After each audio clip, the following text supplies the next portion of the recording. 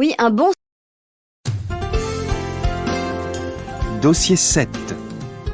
Éclairage. Document 8. Bonjour Jean-Pierre Minaudier. Bonjour. Poésie du gérondif, c'est le titre de votre livre, publié aux éditions Le Tripode. Alors on a voulu vous inviter ce matin pour chanter les louanges de la grammaire en plein cœur des vacances scolaires. Est-ce que c'est une discipline qui a besoin d'être défendue, à votre avis ? Je pense que c'est une discipline qui se traîne une sale réputation et qui a bien besoin qu'on la défende. Comment vous expliquez cela ? Je pense que la grammaire, beaucoup de gens ont fait de la grammaire que dans le cadre scolaire, c'est-à-dire que c'était de la torture, que c'était de la norme, que c'était des règles, qu'ils faisaient sans arrêt des fautes, alors qu'on peut aussi prendre la grammaire pour une ouverture au monde, pour une description en fait d'un système de pensée très différent d'une autre, et à ce moment-là, la grammaire devient plus du tout un supplice, elle devient un bonheur. Tout l'intérêt, en tout cas, Jean-Pierre Minaudier, de votre approche, c'est que vous vous concentrez sur ce que la grammaire d'une langue dit de ceux qui la parlent. Chaque langue, en fait, a une manière bien à elle de passer du réel au discours. Et finalement, chaque langue pose un regard particulier sur le monde. C'est ça qui vous émerveille, mais c'est difficile à expliquer avec des mots. Oui, c'est vraiment ça qui m'émerveille, c'est le fait effectivement que les structures des langues, lorsqu'elles sont très très différentes les unes des autres, orientent notre pensée vers des buts différents. Bon, un bon exemple, c'est une langue comme le français qui a des genres masculins et féminins, classe tout en être masculin et en être féminin. Et du coup, les Français ont toujours tendance à penser une grenouille ou une girafe comme quelque chose d'assez féminin et un crapaud comme quelque chose d'assez masculin, alors qu'il y a des grenouilles et des girafes mâles et des crapauds femelles. Diriez-vous que la grammaire française est sexiste ? Faut pas exagérer, mais disons que c'est vrai qu'elle nous construit un monde qui est orienté par le sexe, très largement, par le genre, disons, alors que les langues sans genre grammatical construisent un monde où tous les mots sont neutres. De ce point de vue-là. Il y a des langues sans genre grammatical. Bien sûr, il y a beaucoup de langues sans genre grammatical, le chinois, le japonais, le turc, le finnois, l'estonien, le basque, sont toutes des langues sans genre grammatical. J'ai appris également dans votre livre qu'il existe des langues où c'est le féminin qui l'emporte au pluriel. On se rappelle tous de cette règle de grammaire. Le masculin l'emporte. Ce n'est pas vrai partout. C'est pas vrai partout. C'est pas vrai en kurde, par exemple. C'est le féminin qui l'emporte sur le masculin. C'est pas vrai également dans certaines langues kanak de Nouvelle-Calédonie. Donc, c'est pas du tout un universel. Donc, dans certaines langues kanak, quand il y a une femme et 97 hommes, on parle au féminin. Voilà, on accorde au féminin, absolument. Voilà qui peut rassurer absolument. Beaucoup de monde.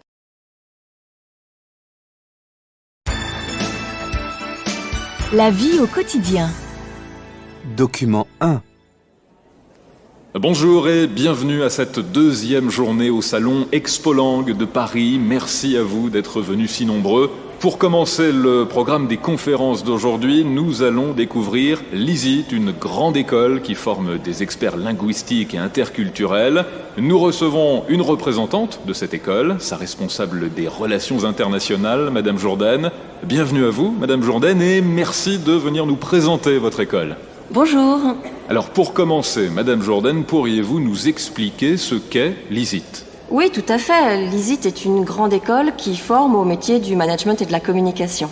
D'accord, et comment fonctionne votre école ? Donc, pour commencer, l'ISIT a été fondée en 1957, l'année de la signature du traité de Rome, comme vous le savez sans doute, avec pour objectif la formation des traducteurs et des interprètes nécessaires à la construction européenne. Mais bien sûr, l'ISIT a depuis évolué.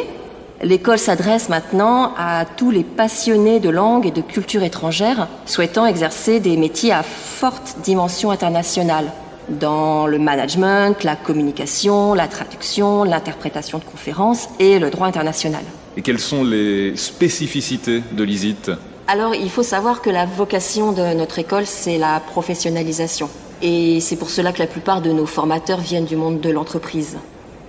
En effet, l'ISIT prépare les managers, les traducteurs et les interprètes de demain à s'insérer dans un milieu professionnel international riche en échanges interculturels.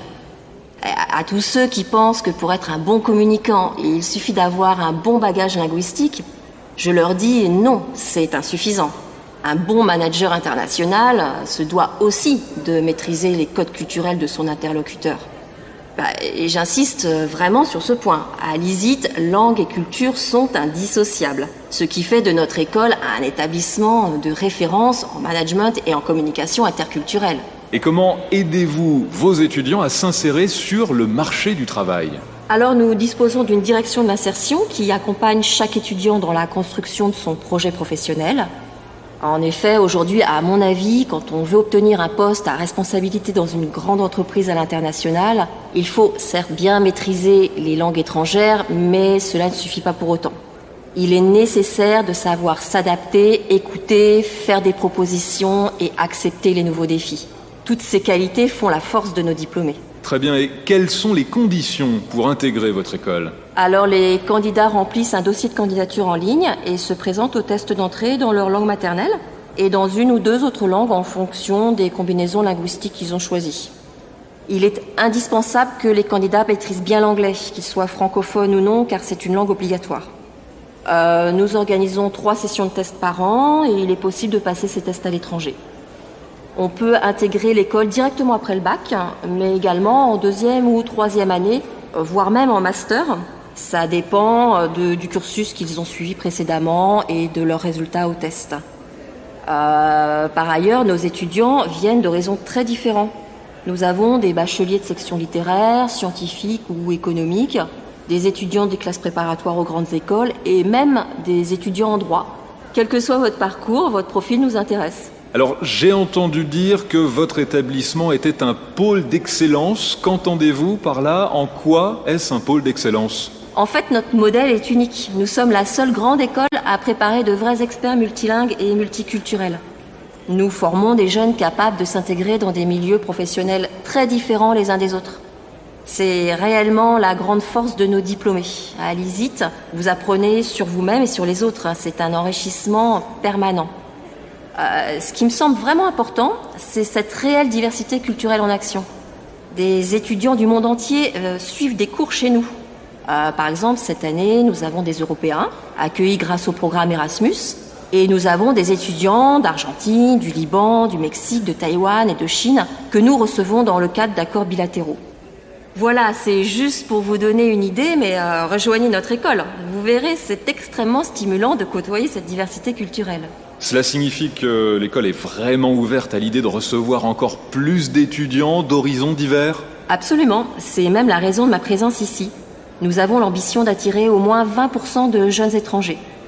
De plus, notre école est fière d'accueillir des étudiants internationaux qui n'ont pas le français comme langue maternelle. Madame Jourdain, si vous deviez nous donner 3 raisons pour convaincre les étudiants de choisir votre école, lesquelles seraient-elles ? Tout d'abord, l'ISIT propose une formation supérieure d'excellence pour faire de sa passion des langues une carrière internationale. Ensuite, nous sommes une école qui fait la différence sur le marché du travail mondialisé. Et enfin, nos étudiants vont se créer un réseau d'amis et de collègues dans une école à taille humaine. Merci beaucoup à vous pour cette intervention très instructive. Voulez-vous ajouter quelque chose ? Eh bien, pour toutes les personnes qui souhaiteraient en apprendre plus sur notre école, je les invite à visiter notre site www.isit-paris.fr. Et dans l'immédiat, si vous avez des questions, je reste à votre disposition sur le stand de l'ISIT, près de l'entrée du hall d'exposition. Nous vous remercions, Madame Jourdain. Merci à vous.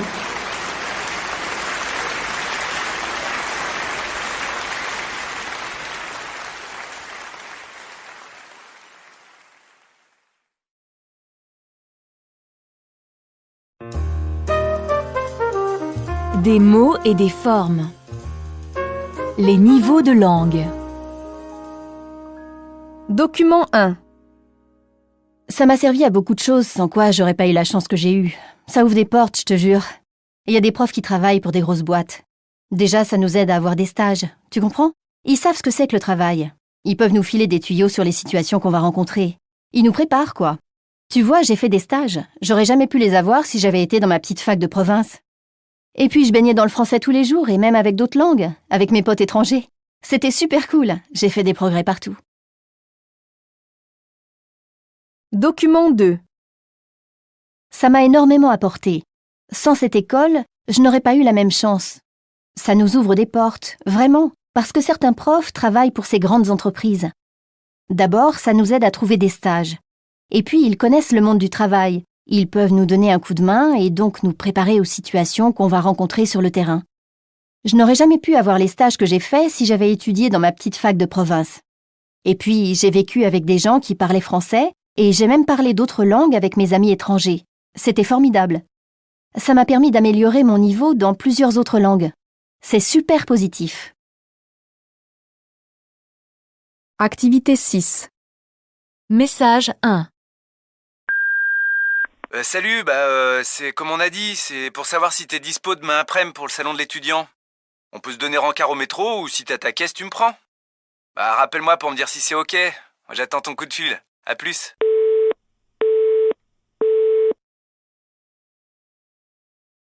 Message 2. Bonjour, je t'appelle comme prévu pour savoir si t'es libre pour aller avec moi demain après-midi au salon de l'étudiant. On peut se donner rendez-vous à la station de métro ou tu peux passer me prendre chez moi si t'as ta voiture. Rappelle-moi pour me dire ce que tu as décidé. J'attends ton coup de fil. À plus.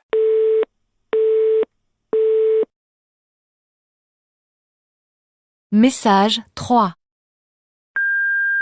Bonjour, je vous téléphone comme convenu pour savoir si vous êtes disponible pour que nous puissions nous rendre ensemble au salon de l'étudiant. Soit nous nous retrouvons à la sortie du métro, soit vous venez me chercher si vous êtes motorisé. J'attends que vous me rappeliez. À plus tard.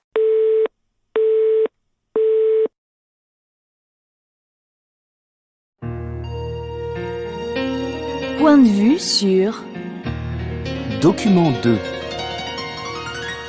Première partie.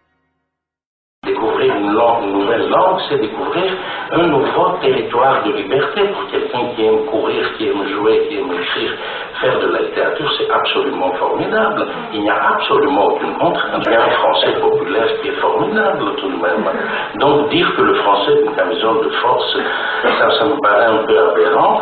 Non, ce que je voulais dire, c'est que, puisque vous avez évoqué tout à l'heure la question de la trahison, mais il n'y a pas de trahison entre deux langues. Je veux dire, on ne trahit pas une langue en allant vers une autre, parce que cette autre langue a déjà accueilli énormément de mots venant du monde entier. On sait bien qu'il y a une centaine de langues qui sont représentées en français et qu'on peut très facilement écrire un texte en français en utilisant uniquement des mots italiens, uniquement des mots arabes, uniquement des mots germaniques et évidemment uniquement des mots grecs. Enfin, je reviens à mon sujet favori. Deuxième partie. Donc, l'apprentissage d'une nouvelle langue ne nous fait pas trahir l'ancienne, parce que toutes les choses différentes qu'on découvre vous incitent à vous poser des questions sur votre propre langue. Et c'est ainsi que, moi, à force de faire l'aller-retour entre les deux langues, le français et le grec, j'en ai eu un peu assez. Et j'ai appris une langue africaine pour faire le sujet d'un roman, bien entendu. Puisque, au fond, ce qui nous intéresse, et il faudra le dire à la fin, c'est quand même la littérature. Parce que ça n'a aucun intérêt qu'on soit étranger de langue française, etc.